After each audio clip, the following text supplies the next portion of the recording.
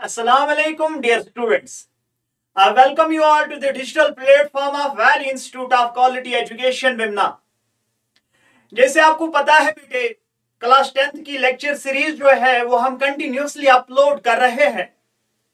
तो आज के बेटे इस सेशन में इस वीडियो सीरीज में हम बेटे एक नया यूनिट स्टार्ट करने जा रहे हैं जो फाउंडेशन है बेटे 10th की बायोलॉजी का, 11th बायोलॉजी या 12th बायोलॉजी आपका हो। ये एक ऐसा यूनिट है बेटे, ये फाउंडेशन है। जितना ये यूनिट आपका स्ट्रांग होगा, आपकी हायर क्लासेस की जो बायोलॉजी है वो उतनी स्ट्रांग होगी। तो यूनिट कौन सा है बेटे? Life processes. 10th का पहला यूनिट जो है लाइफ प्रोसेसेस से बेटे जो आप लोगों की बायोलॉजी है वो शुरू हो रही है। लाइफ प्रोसेसेस के बारे में आज बात करेंगे कि लाइफ प्रोसेसेस एक्चुअल में होती क्या है, और लाइफ प्रोसेसेस यूनिट से आपको बेटे 11th क्लास की ह्यूमन फिजियोलॉजी या प्लांट फिजियोलॉजी को के बहुत सारे कंसेप्ट्स यही से क्लियर हो जाएंगे। तो बेटे स्टार्ट करते हैं कि ये लाइफ प्रोसेस क्या होता है। मैं आपको इजी भाषा में बताना चाहता हूं कि लाइफ प्रोसेसेस ऐसी मेटाबॉलिक एक्टिविटीज होती है, ये ऐसी फंक्शंस होती है बेटे जो एक ऑर्गेनिज्म के अंदर होती है, जो एक बॉडी डिफरेंट एक्टिविटीज परफॉर्म करती है, और उन एक्टिविटीज परफॉर्म होने की वजह से बेटे एक ऑर्गेनिज्म जो है वो सरवाइव करता है।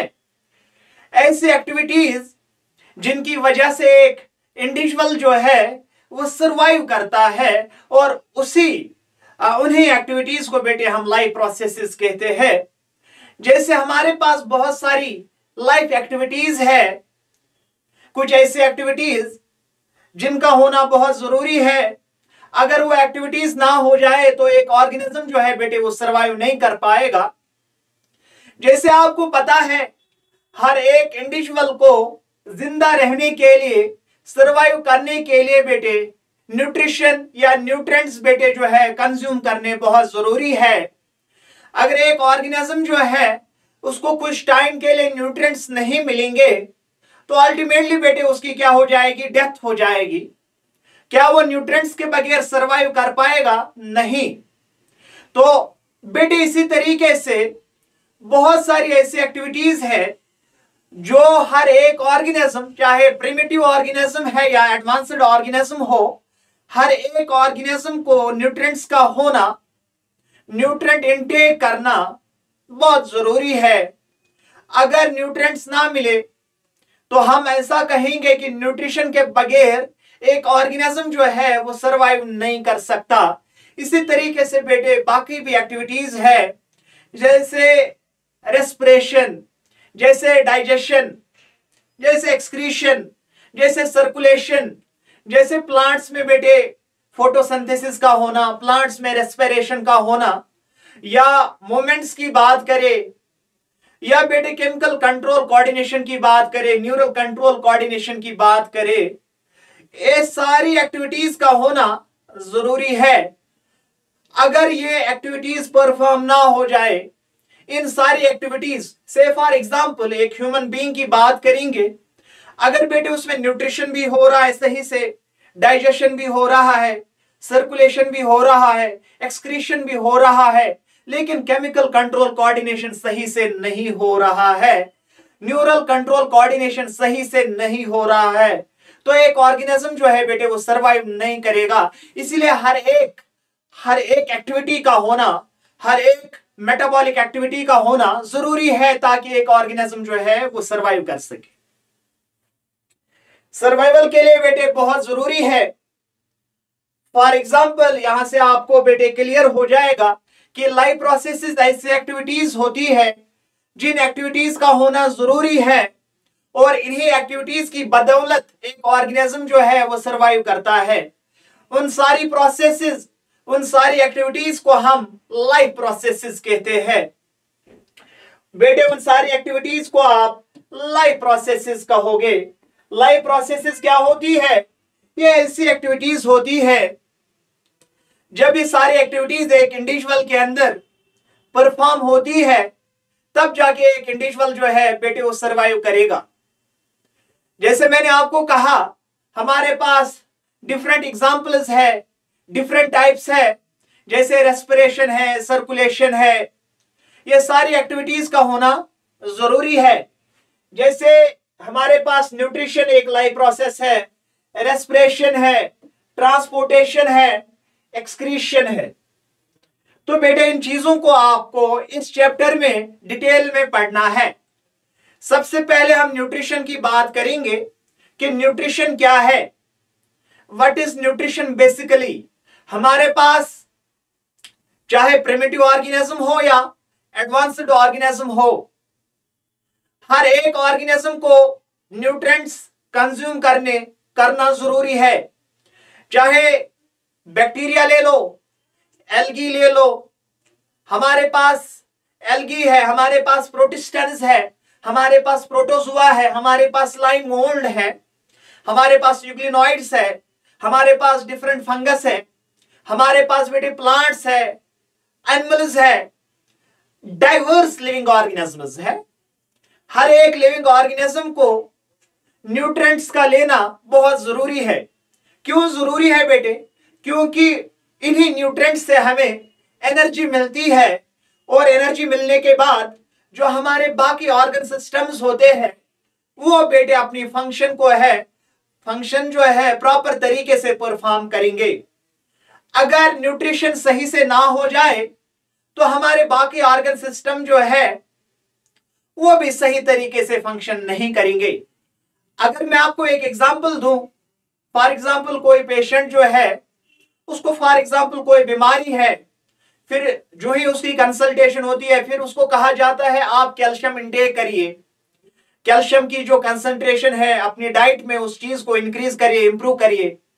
इसका मतलब क्या है कि न्यूट्रिशन में बेटे जो है कोई कमी रह गई है। तो इसीलिए न्यूट्रिशन जो है हर एक ऑर्गेनिज्म को न्यूट्रिएंट जो है यूटिलाइज करेगा, कंज्यूम करेगा, किस तरीके से करेगा या ऑब्टेन करने के जो है डिफरेंट तरीके हैं। जैसे आपको पता है प्लांट्स को भी न्यूट्रिएंट्स चाहिए, एनिमल्स को भी न्यूट्रिएंट्स चाहिए, और न्यूट्रिएंट्स जो है प्लांट अपने तरीके से हासिल करेंगे, एनिमल्स जो है वो अपने तरीके से न्यूट्रिएंट्स को डिराइव करेंगे, प्रोटोजुआन्स अपने तरीके से, फंगस अपने तरीके से, एल्गी अपने तरीके से, बैक्टीरिया अपने तरीके से, आर्किबैक्टीरिया अपने तरीके से। हर एक ऑर्गेनिज्म जो है न्यूट्रिएंट्स को ऑब्टेन करेगा। हर एक ऑर्गेनिज्म के पास अलग अलग मेथडोलॉजी होती है, हर एक ऑर्गेनिज्म के पास अपने पैरामीटर्स होते हैं, अपने प्रोटोकॉल्स होते हैं कि वो किस तरीके से अपने न्यूट्रिएंट्स को ऑब्टेन करेगा बेटे, किस तरीके से अपने न्यूट्रिएंट्स को डिराइव करेगा। चाहे कुछ ऑर्गेनिज्म ऐसे होते हैं जो इनऑर्गेनिक, जिनको इनऑर्गेनिक चाहिए, किसी को ऑर्गेनिक चाहिए, किसी को डेड एंड डिकेइंग चाहिए। हर एक मेरे कहने का मकसद है न्यूट्रिएंट्स हर एक ऑर्गेनिज्म को चाहिए ताकि वो बेटे सरवाइव करे। इसीलिए न्यूट्रिशन को हमने कहा ये एक लाइफ प्रोसेस है, इंपॉर्टेंट लाइफ प्रोसेस है कि नहीं? देखो बेटे अगर आपको लाइफ प्रोसेस समझ आया है तो मैं आगे चलता हूं। न्यूट्रिशन को बेटे डिफाइन करेंगे कि न्यूट्रिशन क्या है। न्यूट्रिशन बेटे एक ऐसा प्रोसेस होता है जिस प्रोसेस के जरिए से एक ऑर्गेनिज्म अपने न्यूट्रिएंट्स हासिल करता है, उस प्रोसेस को हम न्यूट्रिशन कहेंगे। या आप कहोगे बेटे सिंपल भाषा में आप याद रखोगे, जो न्यूट्रिशन होती है, जो बेटे न्यूट्रिशन है ये एक ऐसी प्रोसेस होता है, न्यूट्रिशन एक ऐसा प्रोसेस है बेटे जिसमें जो लिविंग ऑर्गेनिजम्स होते हैं ना, न्यूट्रिशन ये एक ऐसा प्रोसेस है बेटे जिसमें ऑर्गेनिज्म क्या करते हैं, इनटेक ऑफ न्यूट्रिएंट्स का intake of nutrients and their utilisation, उस प्रोसेस को बेटे आप न्यूट्रिशन कहोगे।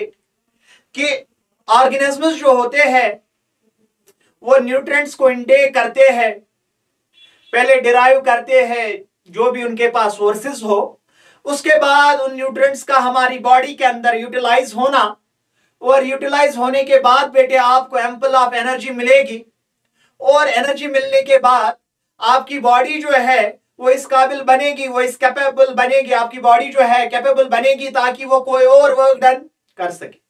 क्योंकि आपको पता है हर एक लाइफ एक्टिविटी को परफॉर्म कराने के लिए एटीपी का होना जरूरी है। वो एटीपी कहां से मिलेगा बेटे? जब आपकी बॉडी के अंदर फूड प्रेजेंट होगा, जब आपकी बॉडी में न्यूट्रिएंट्स होंगे, तब जाके आपको एटीपी मिलेगा और आपकी बॉडी जो है वो डिफरेंट तरह की एक्टिविटीज को परफॉर्म कर सकेगी। तो फिलहाल हम न्यूट्रिशन को ही बेटे यहाँ पे कंटिन्यू करेंगे, क्योंकि इसके बगैर हमारे पास बहुत सारी लाइफ एक्टिविटीज है। तो अपने टाइम सीक्वेंस के हिसाब से, स्केड्यूल के हिसाब से हर एक चीज को अपने टाइम पे बेटे जो है डिलीवर करेंगे, आप लोगों के साथ डिस्कस करेंगे। फिलहाल न्यूट्रिशन की बात हो रही है, तो आपको याद रखना है एक ऐसी प्रोसेस जिसमें ऑर्गेनिज्म अपने न्यूट्रिएंट्स को डिराइव करता है और डिराइव करने के बाद इन न्यूट्रिएंट्स को अपनी बॉडी के अंदर यूटिलाइज करता है। और यूटिलाइज होने के बाद क्या होगा बेटे? जो ही एक ऑर्गेनिज्म इन न्यूट्रिएंट्स को यूटिलाइज करेगा, उसको एनर्जी मिलेगी, चाहे प्लांट हो, चाहे एनिमल हो, चाहे कोई भी ऑर्गेनिज्म हो। लेकिन लिविंग कंपोनेंट का होना जरूरी है, क्योंकि नॉन लिविंग्स में क्या, नॉन लिविंग कंपोनेंट्स में कोई न्यूट्रिशन नहीं होती है। ओके, तो हमारे पास जब नॉन लिविंग में कोई न्यूट्रिशन चाहिए नहीं, नॉन लिविंग को ग्रो होना नहीं है, तो उनको कोई न्यूट्रिएंट चाहिए नहीं। तो न्यूट्रिएंट्स किनको चाहिए बेटे? लिविंग कंपोनेंट्स को न्यूट्रिएंट्स चाहिए। और ये न्यूट्रिएंट्स मैंने अभी भी बोला है कि हर एक ऑर्गेनिज्म जो है अपने तरीके से डिराइव करेगा, हर एक ऑर्गेनिज्म जो है न्यूट्रिएंट्स को अपने तरीके से यूटिलाइज करेगा। वो आगे देखेंगे कि हमारे पास जो डिफरेंट ऑर्गेनिजम्स है वो किस तरीके से अपने न्यूट्रिएंट्स को बेटे यूटिलाइज करता है। तो फिलहाल के लिए आपको न्यूट्रिशन प्रोसेस जो है समझ आ गया है। तो इसके बाद न्यूट्रिशन जो है इसके दो टाइप्स है, और आपके एग्जाम में, बोर्ड एग्जाम में ये क्वेश्चन पूछा भी जाता है, बहुत बार ये क्वेश्चन रिपीट हुआ है, what is nutrition, what are its various types. तो बेटे काफी बेसिक सवाल है, आप लोगों ने अपने प्रीवियस क्लासेस में भी पढ़ा होगा कि न्यूट्रिशन क्या है। और इसके टाइप्स की जब बात आती है तो आपके दिमाग में बेटे आया होगा, इसके दो टाइप्स है, एक है ऑटोट्रॉपिक न्यूट्रिशन, एक है बेटे ऑटोट्रॉपिक मोड ऑफ न्यूट्रिशन, और दूसरा है बेटे heterotrophic mode of nutrition. Heterotrophic mode of nutrition.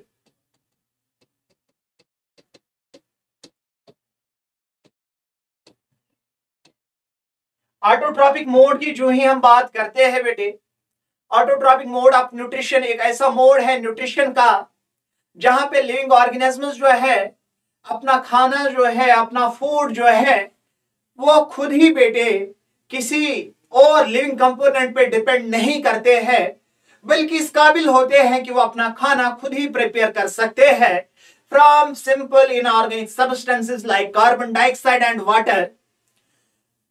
जो हमारे पास ऑटोट्रॉपिक ऑर्गेनिजम्स है, जैसे प्लांट्स है, जैसे साइनोबैक्टीरिया है, वे हैव इग्लिनॉइड्स, या वो हमारे पास कुछ फोटोसिंथेटिक बैक्टीरिया भी है, जैसे क्लोरोबियम लेमिकोला है। बहुत सारे एग्जांपल्स हमारे पास है, बहुत सारे बैक्टीरियंस है। और हमारे पास जो प्लांट किंगडम, इतना बड़ा सा एडवांस्ड किंगडम जो है प्लांट किंगडम के जो मोस्ट ऑफ द मेंबर्स, तो वो ऑटोट्रॉप है। ऑटोट्रॉप का मतलब क्या है कि ये अपना खाना जो है खुद ही प्रिपेयर करते हैं बाय प्रोसेस ऑफ फोटोसिंथेसिस। तो याद रखोगे आप, ऑटोट्रॉपिक मोड ऑफ न्यूट्रिशन जो है एक ऐसा मोड होता है न्यूट्रिशन का जहां पे लिविंग ऑर्गेनिज्म अपना खाना बेटे जो है खुद ही प्रिपेयर करते हैं, खुद ही मैन्युफैक्चर करते हैं। और हेटेरोट्रॉपिक मोड जो है एक ऐसा मोड है न्यूट्रिशन का जहां पे लिविंग ऑर्गेनिज्म जो है अपना खाना खुद प्रिपेयर नहीं करते हैं, बल्कि वो डिपेंड करते हैं किनके ऊपर? प्लांट्स के ऊपर, और प्लांट के प्रोडक्ट्स के ऊपर जो है हेटेरोट्रॉप डिपेंड करते हैं। जैसे ऑलरेडी मैंने आपको आवर एनवायरनमेंट में बता दिया था, प्लांट्स को मिला है क्रेडिट किस चीज का? प्रोड्यूसर का। और हमारे पास जो हेटेरोट्रॉप है इसी में गोट आएगी। गोट क्या है बेटे? वो तो हर्बीवोर है। वो किस पे डिपेंड करेगी? प्लांट्स पे डिपेंड करती है। क्यों प्लांट्स पे डिपेंड करती है? क्योंकि इनके पास पोटेंशियल है, इनके पास कैपेबिलिटी है कि ये अपना खाना खुद ही प्रिपेयर करते हैं। और उस मोड ऑफ न्यूट्रिशन को क्या कहोगे? Autotrophic mode of nutrition. और जहां पे ऑर्गेनिज्म अपना खाना खुद प्रिपेयर नहीं करता है उसको कहोगे बेटे हेटेरोट्रॉपिक मोड ऑफ न्यूट्रिशन। चले बेटे देखते हैं ऑटोट्रॉपिक मोड क्या है, हेटेरोट्रॉपिक मोड क्या है, और फिर इसके फर्दर टाइप्स की बात करेंगे। देखो बेटे यहां पे आप याद रखोगे कि ऑटोट्रॉपिक मोड क्या होता है। एक ऐसा मोड है बेटे न्यूट्रिशन का, ऑटोट्रॉपिक मोड जो है या ऑटोट्रॉपिक न्यूट्रिशन, आप याद रखोगे ऑटोट्रॉपिक न्यूट्रिशन जो है, आप याद रखना बेटे it is a mode of nutrition, it is a mode of nutrition, nutrition का ही टाइप है, in which organism are able to manufacture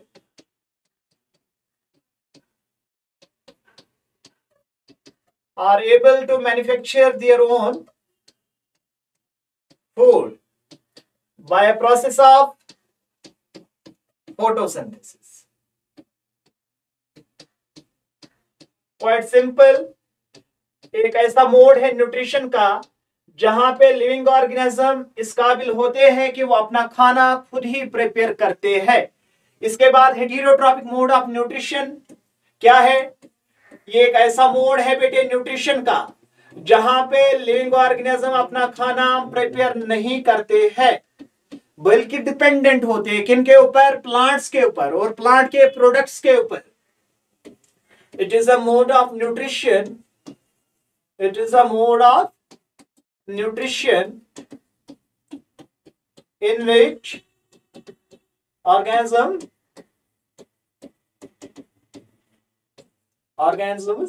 are not able to manufacture their own food.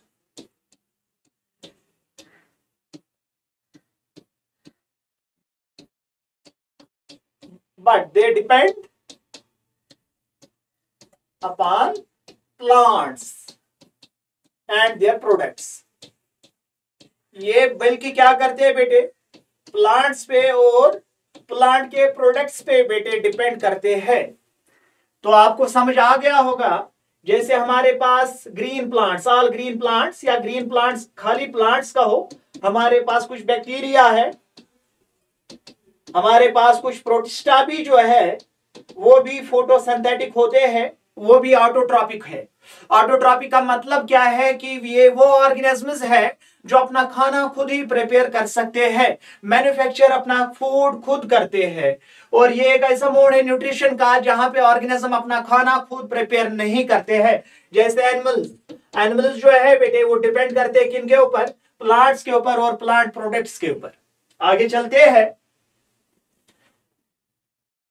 हाँ, तो आपके सामने जो है न्यूट्रिशन, जैसे मैंने आपको इससे पहले भी कहा है कि हर एक ऑर्गेनिज्म को सरवाइव करने के लिए न्यूट्रिएंट्स का होना बहुत जरूरी है। न्यूट्रिएंट यूटिलाइजेशन के बाद एक ऑर्गेनिज्म को एनर्जी मिलेगी ताकि बाकी एक्टिविटीज जो है, लाइफ एक्टिविटीज जो है वो परफॉर्म होगी। और इसी के साथ साथ न्यूट्रिएंट कंज्यूम करने के बाद ग्रोथ एंड डेवलपमेंट भी होती है, होगी कि नहीं? हाँ, हमारे पास मोड्स ऑफ न्यूट्रिशन, हमारे पास न्यूट्रिशन के बेटे यूजुअली दो टाइप्स है। एक है ऑटोट्रॉपिक मोड ऑफ न्यूट्रिशन, कि ये एक ऐसा मोड है न्यूट्रिशन का जहां पे ऑर्गेनिजम्स जो है वो अपना खाना खुद ही प्रिपेयर करेंगे by utilizing these simple inorganic substances like water, chlorophyll, ये ना carbon dioxide in presence of sunlight and chlorophyll, वो अपना खाना खुद मैन्युफैक्चर करेंगे। वो मैं आगे बता दूंगा फोटोसिंथेसिस के मैकेनिज्म में, आपको मैं पूरे तरीके से प्रॉपर तरीके से समझाऊंगा कि प्लांट्स जो है किस तरीके से वो इनऑर्गेनिक सब्सटेंसेस से अपना फूड हासिल करते हैं। इसी तरीके से हेटेरोट्रॉपिक मोड ऑफ न्यूट्रिशन जो है एक ऐसा मोड है न्यूट्रिशन का, इनके पास बेटे पोटेंशियल नहीं है, इनके पास वो मैकेनिज्म नहीं है जो प्लांट्स के पास होता है। प्लांट्स के पास फोटोसिंथेसिस के लिए अलग एक मैकेनिज्म होता है जो एनिमल्स में नहीं है, और इसलिए जो है एनिमल्स में फोटोसिंथेसिस नहीं होती है, इसलिए एनिमल्स जो है डिपेंडेंट होते हैं प्लांट्स के ऊपर। इसीलिए बेटे जो है एनिमल्स अपना खाना खुद मैन्युफैक्चर नहीं करते हैं। तो आगे चलते हैं बेटे, यहाँ पे पहले इसके भी टाइप्स है, ऑटोट्रॉपिक मोड ऑफ न्यूट्रिशन के टाइप्स है, लेकिन बेटे आपके सिलेबस में नहीं है। एक ऑटोट्रॉपिक मोड ऑफ न्यूट्रिशन का टाइप जो है वो है फोटो ऑटोट्रॉप और कीमो ऑटोट्रॉप, लेकिन यहाँ पे पढ़ने की जरूरत नहीं है। तो हमारे पास हेटेरोट्रॉपिक मोड ऑफ न्यूट्रिशन जो है इसके टाइप्स यहाँ पे बेटे जो है डिस्कस किए जाएंगे। आप लोगों के साथ बेटे जो है इंफॉर्मेशन शेयर की जाएगी कि हेटेरोट्रॉपिक मोड ऑफ न्यूट्रिशन के कौन कौन से टाइप्स है। जैसे बेटे आप देखते हैं सेप्रोट्रॉपिक मोड ऑफ न्यूट्रिशन या सेप्रोफिटिक मोड ऑफ न्यूट्रिशन, और इसी तरीके से बेटे हमारे पास है पैरासिटिक मोड ऑफ न्यूट्रिशन, और तीसरा टाइप जो है that is holozoic mode of nutrition. तो पहले मैं आपको सिंपल भाषा में ये चीज समझा दूं कि हेटेरोट्रॉपिक मोड ऑफ न्यूट्रिशन जो है इसके 3 टाइप्स है। हेटेरोट्रॉपिक मोड ऑफ न्यूट्रिशन के 3 टाइप्स है। पहला टाइप है बेटे पैरासिटिक मोड ऑफ न्यूट्रिशन, दूसरा याद रखोगे बेटे सेप्रोट्रॉपिक या सेप्रोफिटिक, और थर्ड टाइप जो है that is holozoic mode of nutrition. हमारे पास बेटे जो है 3 टाइप्स है न्यूट्रिशन के। एक टाइप जो है पैरासिटिक मोड है, दूसरा जो है सेप्रोट्रॉपिक है, और तीसरा जो है holozoic mode of nutrition. Parasitic mode जो है न्यूट्रिशन का एक ऐसा टाइप है जहां पे एक लिविंग ऑर्गेनिज्म जो है वो डेड एंड डिकेइंग मैटर से अपने न्यूट्रिएंट्स हासिल करते हैं। जैसे आपने देखा होगा कहीं पे बहुत वेस्ट जमा किया गया होता है, कोई ऐसी वेस्ट प्लेस होती है जहां पे सारा कूड़ा कचरा वगैरह होता है, फिर जो फंगस, यूजुअली हमारे पास डिफरेंट तरह के फंगस है, एस्कोमाइसीट, डिट्यूरोमाइसीट, या सिंपल वर्ड्स में आपको बता दूं मशरूम वगैरह जो है ये वहां पे ही ग्रो करते हैं। कहां पे ग्रो करेंगे? जहां पे बेटे ये डेड एंड डिकेइंग मैटर होता है। चाहे प्लांट कोई सड़ा हुआ है वहां पे फंगस ग्रो करेगा, एनिमल की डेड बॉडी कहीं पे हो वहां पे फंगस ग्रो करेगा, या कुछ बैक्टीरियंस जो है वो ग्रो करेंगे। क्यों वहां पे ग्रो करते हैं बेटे? वहां पे कोई प्लांट ग्रो क्यों नहीं करता है? वहां पे ये डेड वहां पे ये ऑर्गेनिज्म्स, फंगस और बैक्टीरिया इसलिए ग्रो करता है क्योंकि वो उन्हीं डेड सब्सटेंसेस से, ऑर्गेनिक मैटर से अपने न्यूट्रिएंट्स हासिल करते हैं। सिंपल। उसको हम बेटे क्या कहेंगे? Saprotrophic mode of nutrition. और इस तरीके से पैरासिटिक मोड ऑफ न्यूट्रिशन क्या होता है? एक ऐसा टाइप है बेटे न्यूट्रिशन का जहां पे पैरासिटिक मोड ऑफ न्यूट्रिशन क्या होता है कि जहां पे एक लिविंग ऑर्गेनिज्म जो है वो दूसरे लिविंग ऑर्गेनिज्म से अपना फूड हासिल करेगा, लेकिन जिससे वो फूड हासिल करता है उसको होता है नुकसान, और उसने फूड हासिल किया उसको क्या मिला बेटे? फायदा मिला। पैरासिटिक मोड ऑफ न्यूट्रिशन एक ऐसी इकोलॉजिकल इंटरेक्शन है, एक ऐसी इंटरेक्शन है जहां पे बेटे एक ऑर्गेनिज्म को क्या मिला? एक ऑर्गेनिज्म को मिला फायदा, और दूसरे को क्या हुआ? होस्ट को क्या हुआ? नुकसान। जहां पे एक ऐसा फूड इंटरेक्शन है जहां पे एक ऑर्गेनिज्म जो है, पैरासाइट जो होता है, वो किसी लिविंग ऑर्गेनिज्म से अपना फूड, लिविंग कंपोनेंट से, चाहे प्लांट से या एनिमल से, एक ऑर्गेनिज्म जो है किसी प्लांट से या किसी एनिमल से अपना फूड हासिल करेगा। एक तो वहां रहता भी है, शेल्टर भी लेता है, और साथ में फूड भी हासिल करता है। एक तीर से 2 शिकार होते हैं, तो एक शेल्टर भी और दूसरा फूड भी लेता है। तो पैरासाइट को क्या हुआ इस मामले में? फायदा हुआ। और जहां से ये शेल्टर लेता है, जिस ऑर्गेनिज्म से शेल्टर लेता है, और साथ में क्या लेता है बेटे? फूड भी उसी से लेता है। तो उसको क्या हुआ, नुकसान हुआ। इसके बाद उसको कहेंगे पैरासिटिक मोड ऑफ न्यूट्रिशन। इसके बाद क्या है बेटे, होलोजोइक। जैसे ह्यूमंस की बात करें तो ह्यूमंस में होता है बेटे holozoic mode of nutrition. Holozoic mode of nutrition एक ऐसा मोड ऑफ न्यूट्रिशन है, ये यूजुअली कॉम्प्लेक्स ऑर्गेनिजम्स में होता है, लाइक ह्यूमंस में होता है, कॉर्डेट्स में ये जो है मोड ऑफ न्यूट्रिशन, मतलब एडवांस्ड एनिमल्स में होलोजोइक मोड ऑफ न्यूट्रिशन होता है। होलोजोइक मोड ऑफ न्यूट्रिशन में क्या है बेटे, इसमें बहुत सारे स्टेप्स इन्वॉल्व होते हैं। पहले इसमें एक ऑर्गेनिज्म जो है वो फूड को इंजेस्ट करता है, इसमें बहुत सारे स्टेप्स आते हैं। पहले फूड को इंजेस्ट करेगा, फिर डाइजेस्ट होगा, फिर एब्सॉर्ब होगा, फिर एसिमिलेट होगा, और अनडाइजेस्टेड फूड जो है उसकी डिजेशन हो जाएगी। That is holozoic mode of nutrition. हाँ, तो मैंने क्या कहा था, सेप्रोट्रॉपिक मोड ऑफ न्यूट्रिशन जो है, जैसे हमारे पास मशरूम है, जो ये एगेरिकस है बेटे, यहाँ पे कोई डेड बॉडी है, कोई डेड प्लांट है, डेड एनिमल है, तो इन्होंने क्या किया है, इसी जगह पे बेटे ग्रो करते हैं। ये ऑर्गेनिज्म जो है उसी जगह पे ग्रो करते हैं। तो हमारे पास ये वो ऑर्गेनिजम्स होते हैं। ये जो फंगस है ये क्या है बेटे, एगेरिकस, हाँ, या आप इसको मशरूम कहो। ये उस जगह पे ग्रो करते हैं जहां पे बेटे ऑर्गेनिक मैटर प्रेजेंट होता है। ये उसी organic matter, dead and decaying organic matter से अपने न्यूट्रिएंट्स हासिल करते हैं। तो हमारे पास क्या है बेटे, एग्जांपल क्या है, मशरूम है, फंगस है, ब्रेड मोल्ड है, फंगस है, यीस्ट है, फंगस है, और कुछ बैक्टीरिया जैसे सीडोमोनास हमारे पास एक एग्जांपल है। ये सारे ऐसे ऑर्गेनिजम्स हैं जो डेड एंड डिकेइंग मैटर से अपना फूड जो है हासिल करते हैं। अगर देखा जाए ये इंटरेक्शन जो है ये एक पॉजिटिव इंटरेक्शन है। क्यों पॉजिटिव इंटरेक्शन है? क्योंकि डेड एंड डिकेइंग मैटर को ये लोग खत्म करते हैं, और डेड एंड डिकेइंग मैटर को खत्म करने से हमारा एनवायरनमेंट क्लीन हो जाएगा, और साथ में ये ऑर्गेनिक मैटर को बेटे इनऑर्गेनिक में कन्वर्ट करते हैं, और वो इनऑर्गेनिक मिनरल्स जो है हमारी सॉइल में डिपॉजिट होते हैं, ताकि कल को अगर प्लांट ने वहां पे ग्रो किया उसको क्या मिला, इनऑर्गेनिक सब्सटेंसेस से फायदा मिलेगा। ओके, तो इस तरीके से हम कहेंगे यहां पे इसको फायदा मिलता है, और नीचे डेड बॉडी है उसको ना फायदे से गर्ज है ना ही नुकसान से गर्ज है। इसी तरीके से यहाँ पे और एक एग्जांपल है, हमारे पास अगर कोई प्लांट है बेटे, यहाँ पे एक प्लांट है, लेकिन इस प्लांट के ऊपर किसी और प्लांट ने ग्रो किया है। अगर हमारे पास बहुत सारे एग्जांपल्स है, एनिमल्स की भी एग्जांपल्स है, प्लांट्स की भी एग्जांपल है। अगर फॉर एग्जांपल एक प्लांट है उसके ऊपर किसी और प्लांट ने ग्रो किया है, इसका मतलब जो है, जो एक प्लांट है उसके ऊपर किसी और प्लांट ने ग्रो किया हुआ है, इसका मतलब जो प्लांट किसी प्लांट के ऊपर ग्रो कर रहा है इसके पास वाटर एब्जॉर्ब करने के लिए रूट्स नहीं है, तो इसीलिए ये इसके ऊपर डिपेंडेंट है ताकि इसको वाटर इस प्लांट से मिले।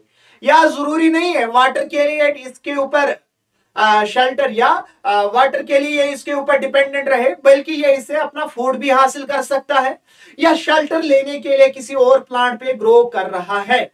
तो ये ऐसे क्या आ रहा है बेटे, पैरासाइट आ रहा है। या तो इसको शेल्टर चाहिए, या तो इसको फूड चाहिए, या तो इसको वाटर चाहिए।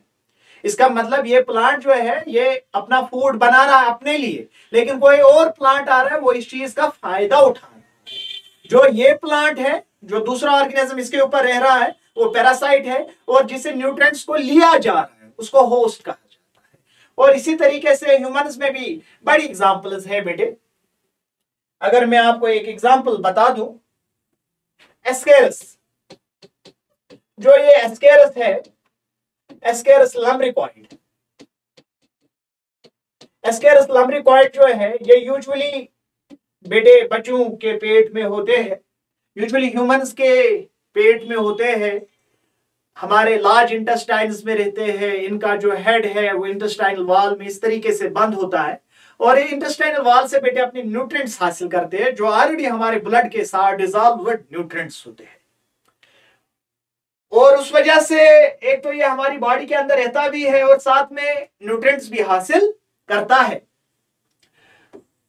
तो इस सिलसिले में ये एक तो हमारी बॉडी के अंदर रहता भी है और क्या न्यूट्रिएंट्स भी हासिल करता है। तो ये क्या हुआ पैरासाइट।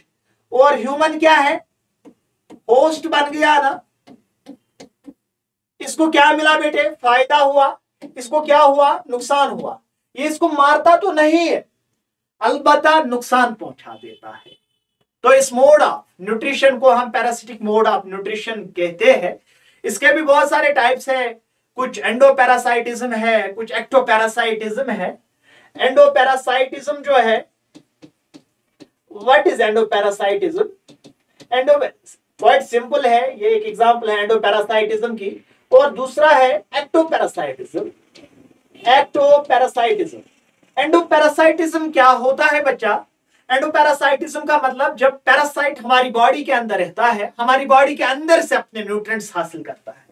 और एक्टोपैरासाइटिज्म क्या है? जब एक पैरासाइट हमारी बॉडी के बाहर से शेल्टर लेता है और हमारी बॉडी के बाहर से ही न्यूट्रिएंट्स भी एब्जॉर्ब करता है। जैसे लाइस की बात करेंगे, हमारे सर में रहती भी है और ब्लड भी सक करती है। या लीच की बात करेंगे, संगिवोर ऑर्गेनिज्म है जो ब्लड से अपने न्यूट्रिएंट्स हासिल करती है। बॉडी के बाहर से ही उसका जो एंटीरियर पार्ट है वो हमारी बॉडी हमारे स्किन के बीच में स्किन को इस तरह से पेनिट्रेट करता है और वहां से अपने न्यूट्रिएंट्स हासिल करता है। जो पैरासाइट बॉडी के बाहर से अपने न्यूट्रिएंट्स हासिल करे उसको कहेंगे एक्टोपैरासाइटिज्म।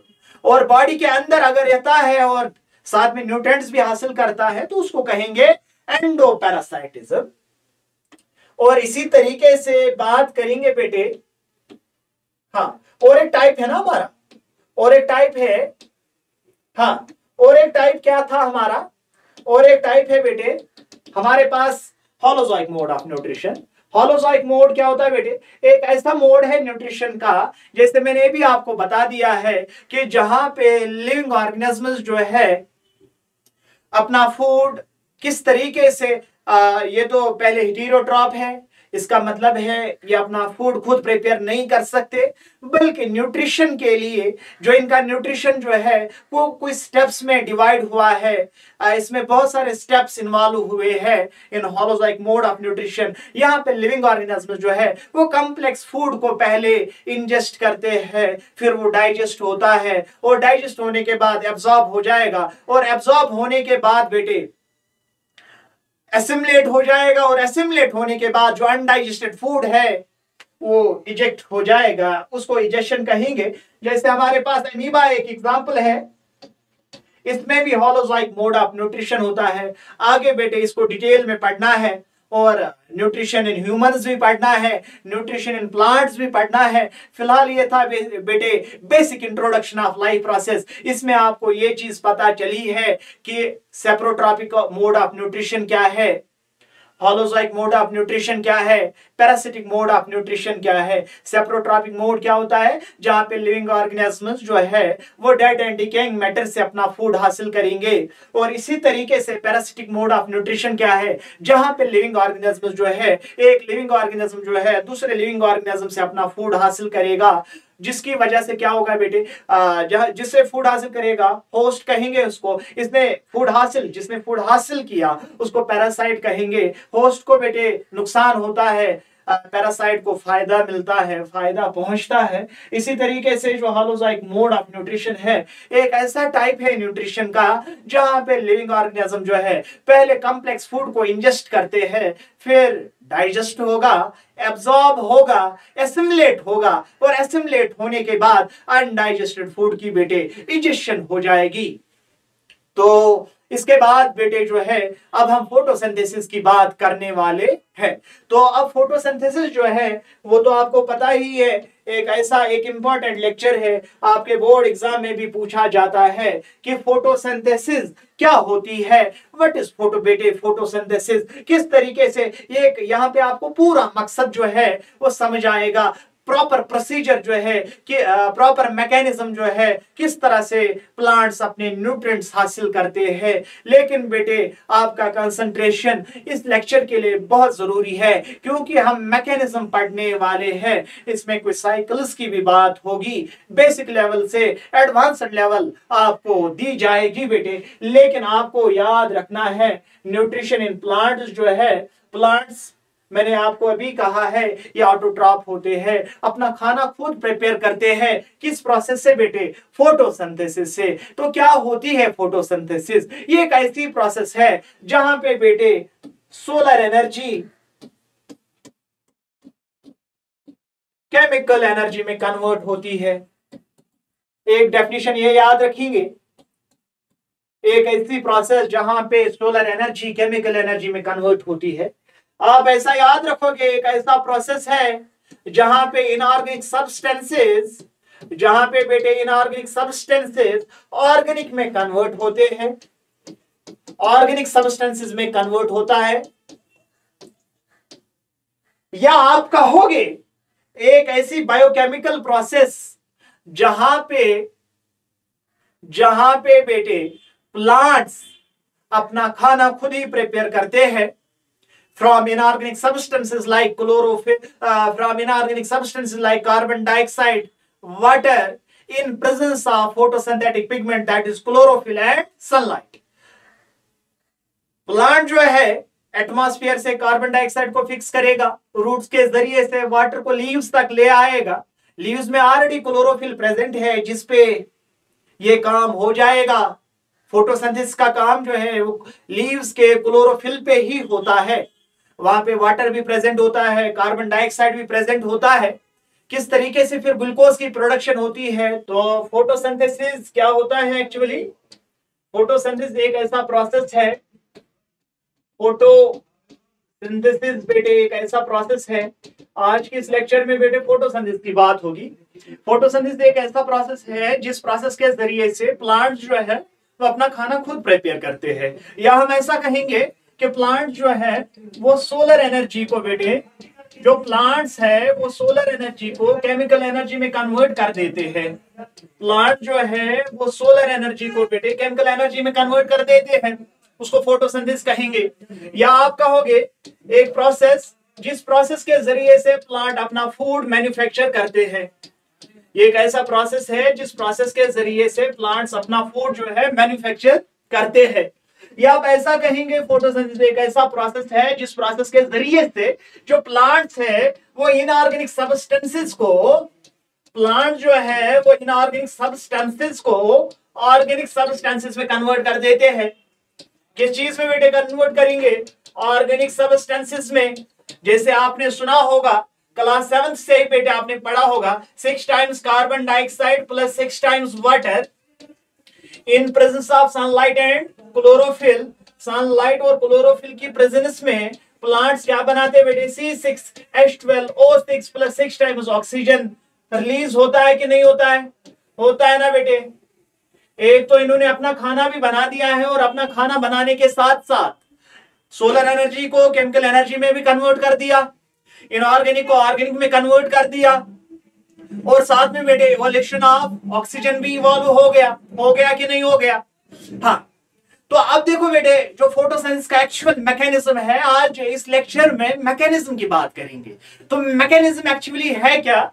देखो बेटे याद रखना है आपको, जो ही फोटोसिंथेसिस के मैकेनिज्म की बात करेंगे तो बात करने से पहले आपको याद रखना है फोटोसिंथेसिस तो डेफिनेशन आपको पता है। बहुत सारे साइंटिस्ट लोग आए हैं, जैसे हिल साइंटिस्ट एक है, जैसे प्रीसले है, बहुत सारे साइंटिस्ट ने अपने तरीके से रिसर्चेस किए हैं और यहाँ पे बेटे पढ़ने की जरूरत नहीं है। बहुत सारे साइंटिस्ट, जैसे एक एक्सपेरिमेंट आया है बेल जार एक्सपेरिमेंट, बहुत सारे साइंटिस्ट आए हैं जिन्होंने बहुत सारी चीजों को ऑब्जर्व किया। जैसे हमें नहीं पता था कि फोटोसिंथेसिस के दौरान ऑक्सीजन इवॉल्व हो जाएगा, ये किसी एक्सपेरिमेंट से हमें पता चला कि ऑक्सीजन इवॉल्व होता है। किसी एक्सपेरिमेंट की वजह से हमें पता चला कि फोटोलिसिस ऑफ वाटर होती है। किसी एक्सपेरिमेंट की वजह से पता चला कि प्लांट जो है अपना ऑर्गेनिक इनऑर्गेनिक फूड जो है ऑर्गेनिक फॉर्म में बना देते हैं। बहुत सारे एक्सपेरिमेंट्स हुए हैं और बहुत सारे एक्सपेरिमेंट्स के बाद हमें पता चला कि जो फोटोसिंथेसिस है ये 2 इवेंट्स में बेटे कंप्लीट हो रहा है। फोटोसिंथेसिस जो है 2 फेजेस में कंप्लीट हो रहा है। पहले इवेंट को हम कहते हैं बेटे लाइट फेज कहेंगे बेटे। दूसरे इवेंट को हम कहेंगे बेटे डार्क फेज। तो आप याद रखोगे फोटोसिंथेसिस जो है ये दो फेजेस में कंप्लीट होने वाला प्रोसेस है। ये एक ही स्ट्रेच में बेटे प्रोसेस नहीं हो रहा है। इस प्रोसेस को करने के लिए दो स्पेसिफिक इवेंट जो है हो रहे हैं। पहला इवेंट है बेटे हमारे पास जो है दैट इज लाइट फेज, दूसरा जो है दैट इज डार्क फेज। तो लाइट फेज क्या होता है बेटे, याद रखना है आपको, और आपके एग्जाम में ये क्वेश्चन पूछा भी जा सकता है, what is photosynthesis and what are its various events. यही इवेंट है ना। एक इवेंट है बेटे क्या, लाइट रिएक्शन, दूसरा इवेंट क्या है, डार्क रिएक्शन बेटे। तो लाइट रिएक्शन क्या है, कैसे मैं आपको समझाऊं, कौन से पॉइंट्स है लाइट रिएक्शन के, उन पॉइंट्स को बेटे आप याद रखोगे, नोट करके रखोगे। पहला पॉइंट है बेटे लाइट रिएक्शन, वर्ड से ही आपको पता चलता है ये एक ऐसा इवेंट है जिस इवेंट को परफॉर्म कराने के लिए लाइट का होना जरूरी है। तो हम ऐसा कहेंगे कि लाइट रिएक्शन जो है ये एक लाइट डिपेंडेंट फेज होता है। पहला पॉइंट यही याद रखोगे, जो लाइट रिएक्शन है ये लाइट डिपेंडेंट फेज है बेटे, ये लाइट डिपेंडेंट फेज होता है। लाइट डिपेंडेंट का मतलब क्या है, लाइट की प्रेजेंस में लाइट रिएक्शन होती है। इसको क्या कहोगे बेटे, light independent phase. It is a light independent, light independent phase बेटे, लाइट इंडिपेंडेंट इवेंट कहो। इसके बाद जो लाइट रिएक्शन है इसको स्टडी किया था हिल ने, इसीलिए इसको बेटे हिल रिएक्शन भी कहा जाता है। लाइट रिएक्शन को बेटे हिल रिएक्शन कहा जाता है। इसी तरीके से हमारे पास जो डार्क रिएक्शन है इसको ब्लैकमैन्स रिएक्शन कहा जाता है। ब्लैकमैन्स रिएक्शन बेटे इसको कहा जाता है। याद आ रहा है ना, समझ आ रहा है बेटे। तो तीसरा पॉइंट क्या याद रखोगे बेटे, इस वाले फेज को हम फोटोकेमिकल फेज कहते हैं, फोटोकेमिकल फेज कहते हैं, और इसको बेटे बायोसिंथेटिक फेज कहते हैं। और एक नाम से याद रखोगे, इस फेज को हम बायोसिंथेटिक फेज कहते हैं। किस फेज को बेटे, डार्क रिएक्शन को। इसी तरीके से याद रखोगे जो लाइट रिएक्शन है, क्लास 9th में आपने पढ़ा होगा बेटे, हमारे प्लांट्स के अंदर एक सेल ऑर्गेनल होता है जिसको क्लोरोप्लास्ट कहा जाता है, और फोटोसिंथेसिस भी उसी क्लोरोप्लास्ट के अंदर होती है। और क्लोरोप्लास्ट के अंदर बेटे दो चीजें होते हैं जहां पे ये लाइट रिएक्शन और डार्क रिएक्शन होती है। थाइलाकॉइड या ग्राना कहो, ग्राना के मेम्ब्रेन पे या थाइलाकॉइड के मेम्ब्रेन पे लाइट रिएक्शन होता है। और आपको पता है ग्राना के बाहर से, थाइलाकॉइड के बाहर से एक फ्लूइड मैट्रिक्स होता है, उस फ्लूइड मैट्रिक्स को हम सिट्रोमा कहते हैं, और जो डार्क रिएक्शन है वो सिट्रोमा में होता है। तो बेटे याद रखोगे जो हमारे पास लाइट रिएक्शन है कहां पे होता है, it takes place into the thylakoid membrane। बेटे याद रखोगे ये थाइलाकॉइड मेम्ब्रेन पे होता है, या आप कहोगे जो लाइट रिएक्शन है ग्रेना में होता है, ग्रेना में होता है। इसी तरीके से याद रखोगे जो डार्क रिएक्शन है कहां पे होता है बेटे, ये सिट्रोमा में होता है। It takes place into the stroma of chloroplast। Chloroplast का ख्याल रखना है, क्योंकि आपको बेटे सिट्रोमा कहीं और पे भी मिलेगा, कहीं और पे किसी और सेल ऑर्गेनल में भी सिट्रोमा होता है, किसी फ्लूइड को भी हम सिट्रोमा कहते हैं, लेकिन क्लोरोप्लास्ट का ख्याल रखना है क्योंकि फोटोसिंथेटिक साइट जो है वो क्लोरोप्लास्ट ही है ना। इसी तरीके से आगे चलते हैं। याद रखोगे बेटे हमारे पास लाइट रिएक्शन क्या है और क्या डिफरेंसेस है लाइट रिएक्शन और डार्क रिएक्शन में। बेटे याद रखना फोटोसिंथेसिस के दो इवेंट्स है, एक है लाइट इवेंट, दूसरा है लाइट रिएक्शन है, डार्क रिएक्शन है। ये पॉइंट्स किसके हैं, लाइट रिएक्शन के। इसी तरीके से हमारे पास डार्क रिएक्शन भी है। और याद क्या रखोगे बेटे, लाइट रिएक्शन के दौरान क्या होता है, photolysis of water. Photolysis of water, ये मैं आगे समझाऊंगा मैकेनिज्म इस चीज का कि फोटोलिसिस ऑफ वाटर क्या है, किस तरह से होता है, वो मैं आगे बता दूंगा। यहां पे it does not take place, photolysis of water नहीं होता है, photolysis of water doesn't take place. यहां पे बेटे कोई फोटोलिसिस ऑफ वाटर नहीं होता है, फोटोलिसिस ऑफ वाटर नहीं होता है। जब यहां पे फोटोलिसिस ऑफ वाटर होता है, इसका मतलब ऑक्सीजन भी इवॉल्व होता होगा, तो आप कहेंगे बेटे evolution of oxygen, evolution of O2 takes place. Oxygen बेटे यहां पे इवॉल्व होता है और यहां पे ऑक्सीजन इवॉल्व नहीं होता है। It does not involve evolution of oxygen, यहां पे बेटे कोई ऑक्सीजन जो है इवॉल्व नहीं होता है। और क्या है लाइट रिएक्शन के बारे में, और क्या जानते हैं आप, याद रखोगे लाइट रिएक्शन के बारे में। और एक इंपॉर्टेंट पॉइंट है जो काफी ज्यादा इंपॉर्टेंट है, जो काफी इंपॉर्टेंट है बेटे आप लोगों के लिए, कि लाइट रिएक्शन में क्या ऐसा होता है। लाइट रिएक्शन में बेटे एसिमिलेटरी पावर्स बनते हैं, assimilatory powers, assimilatory powers are manufactured. Assimilatory power बेटे जो है वो मैन्युफैक्चर किए जाते हैं, और यहां पे एसिमिलेटरी पावर को यूटिलाइज किया जाता है, क्योंकि ये बायोसिंथेटिक फेज है ना, यहां पे ऑर्गेनिक मटेरियल को बनाना है ना, यहां पे इनऑर्गेनिक को बेटे कंज्यूम किया गया, यहां पे उनको एब्जॉर्ब किया गया, और यहां पे बेटे उनको एक फिक्स्ड फाइनल प्रोडक्ट में कन्वर्ट होना है। किस फेज में बेटे, डार्क रिएक्शन में। तो क्या कहेंगे, एसिमिलेटरी पावर जो यहाँ पे बनते हैं और वही एसिमिलेटरी पावर यहाँ पे यूटिलाइज होते हैं, ताकि बेटे प्लांट जो है वो अपना ऑर्गेनिक मटेरियल, अपने लिए फूड जो है वो उनको तो प्रिपेयर करना है ना, करने के लिए बेटे क्या होता है, एसिमिलेटरी पावर जो यहाँ पे बनते हैं यहाँ पे खर्च हो जाते हैं, यहाँ पे यूटिलाइज हो जाते हैं। तो याद रखोगे बेटे assimilatory powers are utilised, assimilatory powers are utilised बेटे। आई होप कि इतना आप लोगों को समझ आ गया होगा कि लाइट रिएक्शन क्या है और डार्क रिएक्शन क्या होता है। लाइट रिएक्शन, डार्क रिएक्शन बेटे आपके सामने है।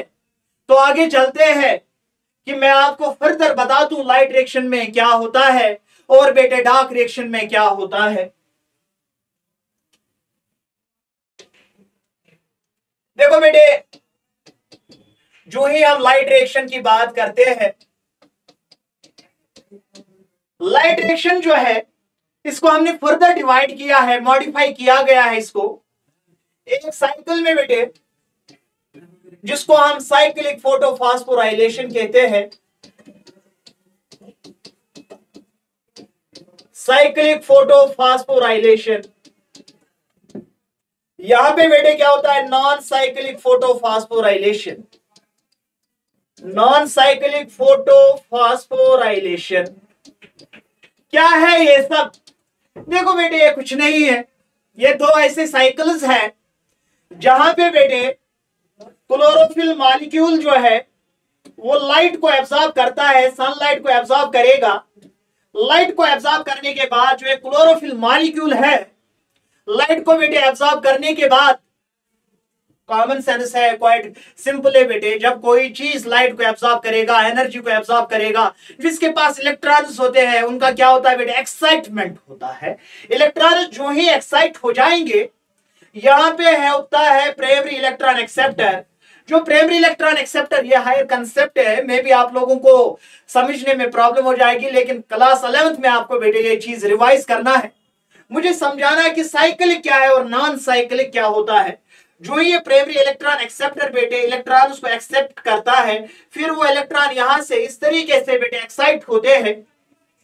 यहाँ पे एक कंपाउंड होता है जिसका नाम है फेरिडॉक्सिन, Fd इलेक्ट्रॉन्स को लेता है, वो बेटे देता है किसको, साइटोक्रोम बी को। साइटोक्रोम बी जो है वो देता है पीसी को, पीसी देता है बेटे पीक्यू को, प्लास्टोक्विनोन को। प्लास्टोक्विनोन जो है इलेक्ट्रॉन्स को वापस कैरी करता है और क्लोरोफिल को देता है। जो इलेक्ट्रॉन्स एक बार एक्साइट हो गए वो वापस अपने क्लोरोफिल मॉलिक्यूल के पास आ गए। तो ये साइकिल होने का क्या फायदा है, देखो बेटे फायदा क्या है।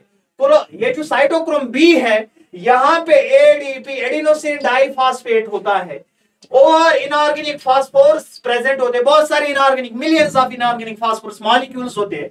जो ही इलेक्ट्रॉन्स एक्साइट होते हैं, इलेक्ट्रॉन्स का जो ट्रांसपोर्टेशन होता है, ट्रांसपोर्टेशन की वजह से यहां पे ये जो है, ये कॉम्प्लेक्स जो है, इसको एटीपी सिंथेसिस कॉम्प्लेक्स कहते हैं, ये बेटे रोटेट करेगा।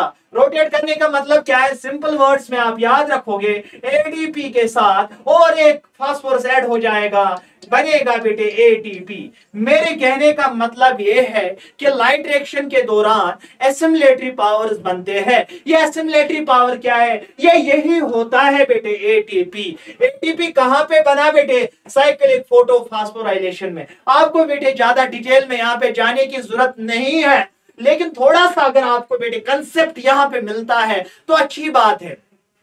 मैंने कहा कि लाइट रिएक्शन के दौरान हमें एसिमिलेटरी पावर चाहिए। एसिमिलेटरी पावर क्या होते हैं बेटे, ये बेटे आपके पास एक करेंसी होती है, ये आपके पास एक एनर्जी होती है जो डार्क रिएक्शन में बेटे यूटिलाइज हो जाएगी ताकि प्लांट जो है अपना फूड बना सके। प्लांट को फूड क्या चाहिए बेटे, ग्लूकोज तो चाहिए। वो किससे बनेगा, 6 times carbon dioxide, 6 times water, plus बेटे क्या होगा, यहां पे बनेगा C6H12O6 प्लस 6 टाइम्स O2 तो बनेगा। आपको पता है, देखो बेटे ये हमारे पास, मैंने ये रिएक्शन कर दी, 6 times carbon dioxide, 6 times water. Glucose बनना बेटे इजी नहीं है। ग्लूकोज बनना देखो ये कितना एक कॉम्प्लेक्स प्रोसेस है। पहले लाइट रिएक्शन में कोई ग्लूकोज मॉलिक्यूल नहीं बनेगा, लाइट रिएक्शन में बस एसिमिलेटरी पावर बनते हैं और वही एसिमिलेटरी पावर फिर डार्क रिएक्शन में यूटिलाइज होके ग्लूकोज बनाएंगे। और हम क्या आगे है करते करते, बचपन से आपको याद रहा होगा कि हमारे पास एक इक्वेशन है C6H12O6। बेटे हम आराम से कार्बन डाइऑक्साइड लिखते हैं, वाटर लिखते हैं, फिर बाद में ग्लूकोज भी बना देते हैं। लेकिन जितनी ये रिएक्शन बेटे यहाँ पे आपको इजी लगती है, फोटोसिंथेसिस के मामले में इतना इजी नहीं है। आप याद रखो कि लाइट रिएक्शन में मैंने फिलहाल आपको एक ही साइकिल बता दिया, साइक्लिक फोटोफॉस्फोराइलेशन। लाइट रिएक्शन का एक स्टेप है, यहां पे बेटे क्या बना, एटीपी बना। इसी तरीके से हमारे पास दूसरा साइकिल भी होता है, वहां पे क्या बनेगा, यहां पे भी एसिमिलेटरी पावर बनेगा। कोई ग्लूकोज नहीं बनेगा, कोई ऑर्गेनिक मटेरियल नहीं बनेगा, कोई पॉलीसैकेराइड नहीं बनेगा। पॉलीसैकेराइड बनने के लिए बेटे डार्क रिएक्शन का होना जरूरी है। तो आगे चलते हैं और आपको बेटे एक चीज याद रखना है कि एटीपी यहां पे बना और यही एटीपी आगे जाके खर्च हो जाएगा ताकि प्लांट जो है वो अपना ग्लूकोज प्रोड्यूस कर सके, ग्लूकोज की बेटे सिंथेसिस हो जाए। आगे चलते हैं। ओके, हमारे पास दूसरा साइकिल है ना, नॉन साइक्लिक। बेटे इसको समझने की थोड़ी सी कोशिश करना, क्योंकि हायर कंसेप्ट है। आपको हायर क्लासेस में बेटे इस चीज को पढ़ना बहुत जरूरी है कि नॉन साइक्लिक फोटोफॉस्फोराइलेशन क्या है और साइक्लिक फोटोफॉस्फोराइलेशन क्या है। ऑलरेडी मैंने आपको बता दिया कि हमारे पास जो साइक्लिक फोटोफॉस्फोराइलेशन है वहां पे एसिमिलेटरी पावर बनाना किस कॉम्प्लेक्स पे बना था, साइटोक्रोम बी पे बना था ना, एटीपी। क्योंकि जब एडीपी एडिनोसिन डाइफॉस्फेट उसके साथ और एक फास्फोरस जुड़ जाएगा, मतलब ये है एडिनोसिन, इसके पास 2 ही फास्फोरस थे, लेकिन जब मैं बेटे इसको और एक फास्फोरस दूंगा तो बन गया ना एक, ये हो गया mono by try adenosine triphosphate फिर बन जाता है।